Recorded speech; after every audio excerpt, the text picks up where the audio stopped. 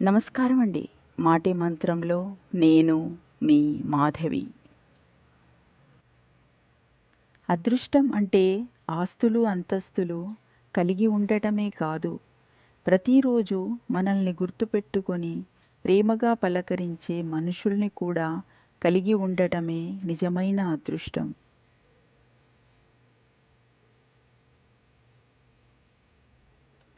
ఒకరిని మనం మోసం చేసినంత మాత్రాన పొందే ఆనందం క్షణికమే అయినా, మరొకరి దగ్గర మనం జీవితాంతం బాధపడేలా మోసపోవచ్చు. అందుకే పెద్దలు అంటారు, తాడిని తన్నేవాడుంటే వాడి తలను తన్నేవాడు ఇంకొకడు ఉంటాడు అని.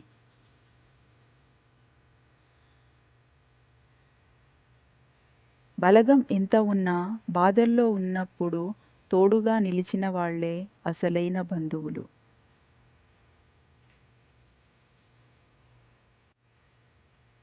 లోకంలో దొరికిన దానితో తృప్తి పడేవారు కొందరు. ఇంతకు మించి దొరకలేదే అని సర్దుకుపోయేవారు ఇంకొందరు. ఇంకా ఇంకా అంటూ వెర్రి పరుగులు తీసేవారు మరికొందరు. ప్రపంచంలో వెలకట్టలేని సంపదలు రెండే రెండు. ఒకటి మనశ్శాంతి, రెండు సంతృప్తి. ఈ రెండూ కలిగిన వ్యక్తి జీవితం ఆనందమయం.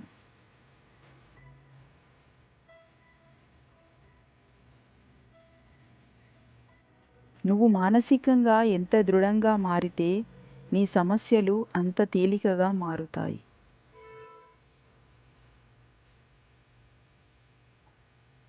ఒకరికి సహాయం చేసి చెప్పుకోకు, ఒకరికి గాయం చేసి తప్పుకోకు.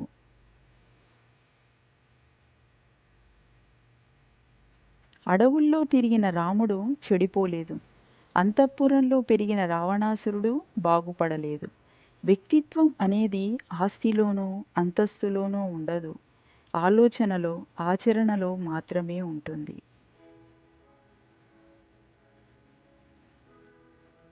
ఆడవారికి ముక్కు మీద కోపం ఉంటుంది అనేది ఎంత నిజమో, ఆ కోపం వెనక అమితమైన ప్రేమ కూడా ఉంటుంది అనేది అంతే నిజం.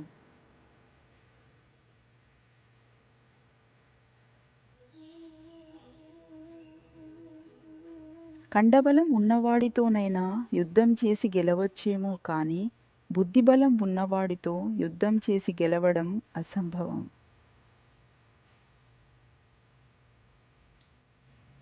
ఆడవారి మనసు ఒక్కసారి గెలుచుకొని చూడండి, మీరు జీవితాంతం ఓడిపోతారు ఆమె చూపించే ప్రేమలో.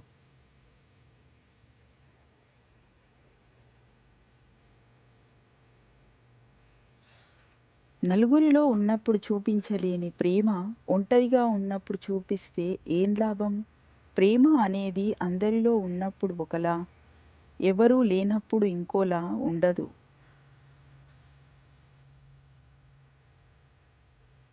మనది తప్పు అయినా వాదిస్తున్నాము అంటే మనం తప్పుదారిలో వెళ్తున్నామని అర్థం.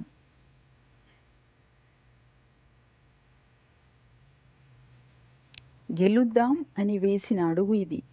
ఎక్కడ ఎన్ని జరిగినా, ఎన్ని ఎదురైనా భరించి గెలవడం తప్ప వెనుతిరిగే ఆలోచనే లేదు.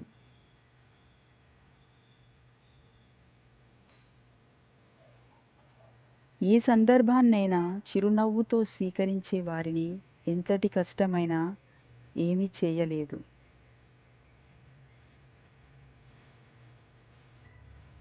ఏదైనా పోగొట్టుకోవడం చాలా సులువు, కానీ తిరిగి పొందటం చాలా కష్టం.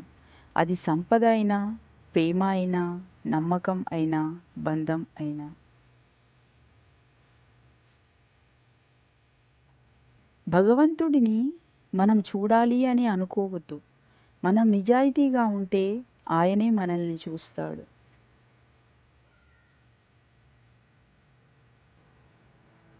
నష్టపోయినా పర్వాలేదు కానీ నీ మీద నీకు ఉన్న నమ్మకాన్ని పోనివ్వకు. అన్నీ ఇవ్వమని దైవాన్ని కోరుకోవడం కాదు, భరించే సహనాన్ని, సాధించే శక్తిని ప్రసాదించమని వేడుకో.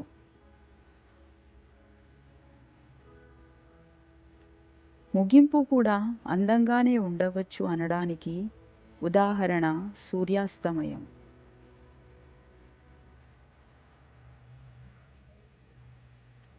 జీవితంలో అవసరం లేకుండా ఎవ్వరూ మనల్ని వెతుక్కుంటూ రారు.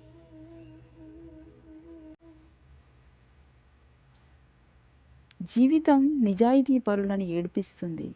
ఒకరిపై నిందలు వేసే వారిని నవ్విస్తుంది. మాటకు కట్టుబడి ఉండేవారిని అవమానిస్తుంది. మాటలు మార్చే వారిని గౌరవిస్తుంది.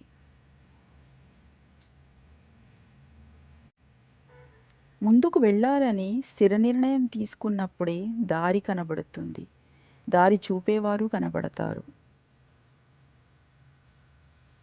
భరిస్తున్నారు కదా అని ఎక్కువగా ఎవరిని బాధపెట్టకండి. Please like, share, comment and subscribe. Thank you so much for watching this video.